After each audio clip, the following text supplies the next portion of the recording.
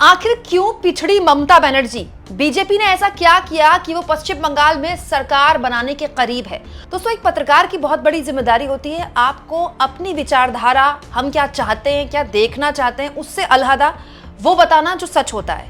और मुझे इस बात का बहुत गर्व है कि जब पश्चिम बंगाल के वोटिंग के बाद मैंने अपना एग्जिट पोल दिया था तो इसमें मैंने साफ बताया था कि बीजेपी की सरकार बन सकती है। उस वक्त जब मैंने ये बात बोली थी तो कमेंट बॉक्स में आके बहुत से लोगों ने कहा था कि आप गलत हैं। हो सकता है कि मैं गलत भी निकल जाती, लेकिन मुझे इस बात का संतुष्टि है दोस्तों कि मैंने आपको कोई गलत जानकारी नहीं दी।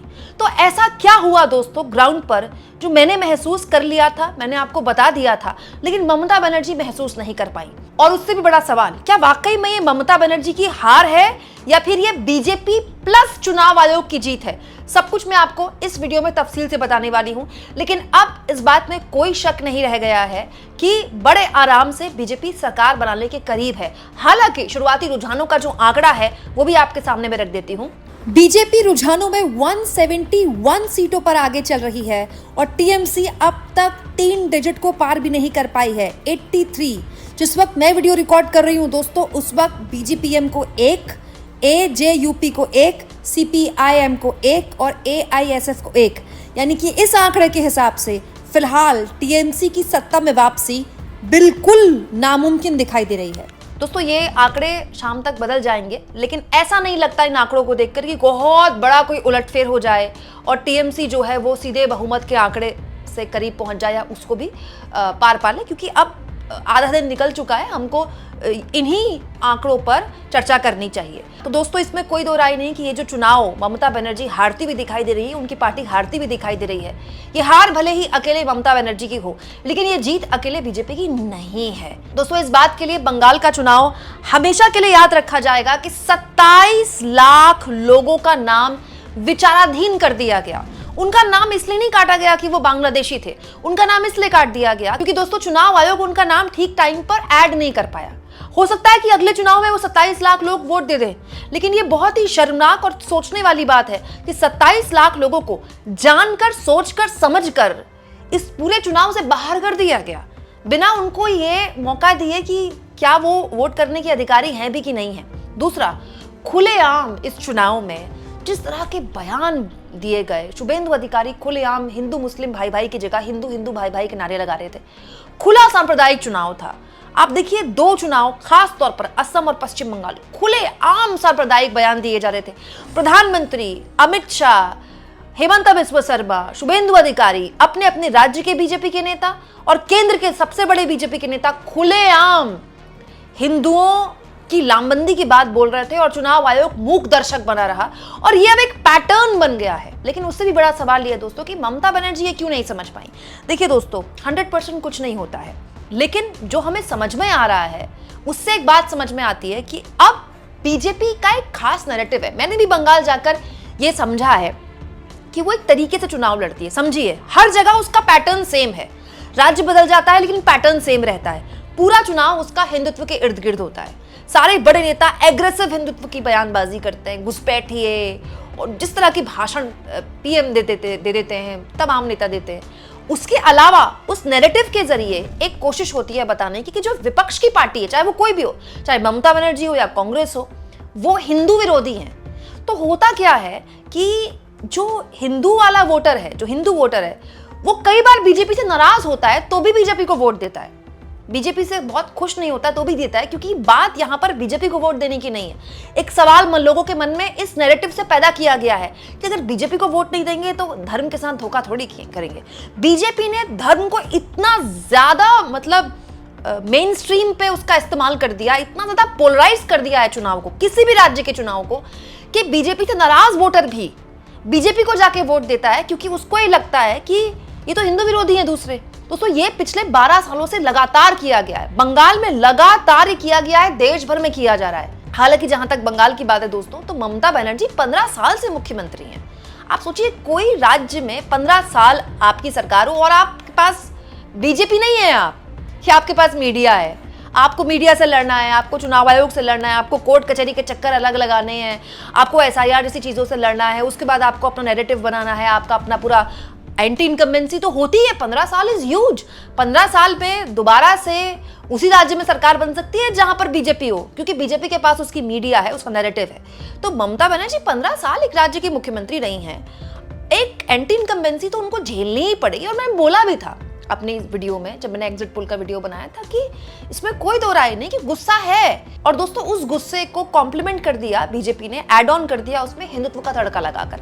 और ये आज से नहीं है, पिछले 10-12 साल से बीजेपी रोज देखिए कोई ना कोई मुद्दा बंगाल का उठाती है, उसका मीडिया उठाता है, उस मुद्दे के जरिए बीजेपी नैरेटिव बनाती है। देखिए ममता बनर्जी हिंदू विरोधी, ममता बनर्जी हिंदू विरोधी, और ये हर राज्य में होता है। तो आप कहेंगे तो बीजेपी का नैरेटिव है, तो इससे आप कैसे लड़ सकते हैं? अब ये तो विपक्ष के लोगों को ढूंढना पड़ेगा। भाई नैरेटिव ऐसा तो है नहीं कि इसको भेदा नहीं था। 2024 के लोकसभा चुनाव में यूपी में अखिलेश यादव और राहुल गांधी ने भेदा था। तो क्या कास्ट वाली पॉलिटिक्स इसका जवाब है? तो दोस्तों बिहार में तो ये किया गया था, लेकिन बिहार में तो वहां भी इंडिया गठबंधन नहीं जीत पाया। ये काम तो खैर विपक्ष का है, हम तो चुनाव लड़ नहीं रहे, विपक्ष को इसको सोचना पड़ेगा। लेकिन ये भी सही बात है दोस्तों कि बंगाल में एक गुस्सा था, एक नाराजगी थी। अब बहुत सारे लोग बोल सकते हैं कि महिलाओं का वोट नहीं मिला क्या ममता बनर्जी को? देखिए मैंने आपको उस एग्जिट पोल वाली वीडियो में बताया था कि ऐसे बहुत सारी जगह है जहां पर बीजेपी ने महिलाओं के वोट को भी भेद दिया, जो कि ममता बनर्जी का एक बहुत स्ट्रॉन्ग होल्ड माना जाता है। अच्छा दिलचस्प ये है दोस्तों कि जहां पर बीजेपी पैसा बांटती है महिलाओं को अलग अलग योजनाओं में, वहां उसकी सरकार रिपीट हो जाती है। लेकिन जहां पर विपक्ष की पार्टी पैसा बांट रही है, उसका पैसा डिलीवर हो रहा है, वहां उसकी पार्टी नहीं जीत पाती, वहां भी बीजेपी जीत जाती है। इस तरह की सवाल है जिसके बारे में हमें मंथन करना पड़ेगा, सोचना पड़ेगा, क्योंकि हम पॉलिटिक्स के छात्र हैं। तो लेकिन ये इसमें मैंने देखा था ये, और मैंने आपको बताया भी था अपनी वीडियो में कि इसमें कोई दो राय नहीं कि बड़े लेवल पर महिलाओं को फायदा मिला अलग अलग योजनाओं का। लेकिन वो महिलाएं बड़े लेवल पर बीजेपी की तरफ जाती भी दिखाई देती हैं, जय श्री राम बोलती भी दिखाई देती है हिंदुत्व की पॉलिटिक्स से। अब देखिए बहुत सी ऐसी सीटें हैं जहां पर बीजेपी जीतती भी दिखाई दे रही है, बढ़त बना रही है। जो मुस्लिम बाहुल्य सीटें हैं उसमें एक वजह SIR से नाम कटे, दूसरा पोलराइजेशन हो गया। उन्हीं सीटों में पोलराइजेशन होता है जहां मुसलमानों का वोट ज्यादा है, उनमें कम होता है जहां हिंदू ज्यादा हैं। फिर भी मैं कहूंगी दोस्तों ममता बनर्जी बहुत तगड़ा लड़ी हैं, बहुत जोरदार लड़ी हैं। इससे बेहतर लड़ाई विपक्ष का नेता हाल के सालों में 1-1.5 सालों में मुझे कहीं नहीं करता हुआ दिखाई दिया। अंतिम तक लड़ी हैं वो, मतलब स्ट्रॉन्ग रूम के बाहर कुर्सी लगाकर बैठना आधी रात को 12 बजे से 3 बजे तक, ये कोई छोटी बात नहीं है। हमें नहीं दिखा कि 12 साल में ऐसा कोई भी विपक्ष का नेता करते हुए दिखाई दिया। तो ममता बनर्जी की ये शर्मनाक हार नहीं है। ममता बनर्जी लड़ते लड़ते हारी हैं, लेकिन पॉइंट ये कि हारी है, हार इंपॉर्टेंट है, हार और जीत ही देखी जाती है अंत में। तो अब टीएमसी के लिए मुश्किल ये है कि उसकी पार्टी टूट सकती है बड़े लेवल पर। ये बंगाल में हमेशा होता है, जब ममता बनर्जी ने लेफ्ट का किला भेदा था तो लेफ्ट टूट के बहुत बड़े लेवल पर टीएमसी में आई थी। अब टीएमसी टूट सकती है और बड़े लेवल पर बीजेपी को इसका फायदा मिल सकता है। लेकिन इसमें कोई दो राय नहीं कि बीजेपी ने इतिहास रच दिया। पश्चिम बंगाल में उसका मुख्यमंत्री बनना, विपक्ष का नैरेटिव और कमजोर होगा, 2 इंडिया गठबंधन को फिर से सोचना पड़ेगा, जो कि मैं हमेशा बोलती हूँ कि भाई जितना अलग होंगे उतना नुकसान होगा। बीजेपी को ये फायदा मिलता है इस बात में जब इंडिया गठबंधन की पार्टियां अलग अलग होकर चुनाव लड़ती हैं। 3 और सबसे इंपॉर्टेंट, बीजेपी का जो दायरा है उन राज्यों में है जहां पर बीजेपी की कभी सरकारें नहीं बनी। पहले नॉर्थ ईस्ट के राज्य थे और अब पश्चिम बंगाल भी उन राज्यों में से एक है। पिछले चुनाव में ओडिशा वो राज्य बना था। दोस्तों इसके अलावा स्विंग वोटर भी होता है। बहुताया राज्यों में हमेशा हमने देखा है स्विंग वोटर जो होता है वो युवा वोटर होता है। मैंने उस एग्जिट पोल में भी आपको बताया था, अपने एग्जिट पोल में, कि युवाओं के बीच में बहुत बड़ी घुसपैठ की है बीजेपी ने। हालांकि इस तरह की जो शिकायतें हैं कि नौकरियां नहीं निकलती टाइम पर, पेपर लीक हो जाता है, सरकारी भर्तियों में धांधली होती है, हर राज्य में है। गुजरात में भी पेपर लीक हो रहा है, यूपी में भी इस तरह की शिकायतें हैं। लेकिन दोस्तों जब आपकी पार्टी विपक्ष में है, मतलब आप राज्य में सत्ता में है लेकिन देश में आप विपक्षी पार्टी है। दूसरा, जब आपकी 15 साल से सरकार है तो एक पूरी पीढ़ी है जो आपको देखकर बड़ी हुई है, एक थकावट उसके अंदर होती है। युवा पीढ़ी को लगता है कुछ नया किया जाए। और मैं हमेशा आपको बोलती हूँ, इन राज्यों में जैसे पश्चिम बंगाल है ना, वहां बीजेपी की कभी सरकार नहीं रही, तो बीजेपी वहां एलियन पार्टी है। वहां के लोगों ने कभी नहीं देखा बीजेपी की सरकार कैसे रहती है, चलती है। तो उनके लिए ये सरकार बहुत अलग होती है। उनको लगता है कि यहाँ ये पार्टी आ जाएगी तो कुछ अलग हो जाएगा। आप इस तृणमूल कांग्रेस की इस हार को किस तरह से लेते हैं और बीजेपी की इस जीत को किस तरह से लेते हैं दोस्तों, कमेंट बॉक्स में जरूर लिखें। और वो कौन सा नैरेटिव है जिसके जरिए अब विपक्ष चुनाव जीत सकता है, ये भी समझना पड़ेगा विपक्ष के लोगों को भी, क्योंकि अब यूपी का चुनाव आ रहा है और यूपी में तो जिस तरह की पॉलिटिक्स होती है, सांप्रदायिक लेवल पर जो पॉलिटिक्स का पूरा खेल होता है यूपी में, वो तो कहीं भी नहीं होता है। और स्वयं योगी आदित्यनाथ वहां के मुख्यमंत्री हैं, तो अखिलेश यादव क्या सीख सकते हैं टीएमसी से या फिर पश्चिम बंगाल से? कमेंट बॉक्स में लिख के बताइएगा। और जितना हो सके दोस्तों, चैनल को शेयर भी करें और सब्सक्राइब भी।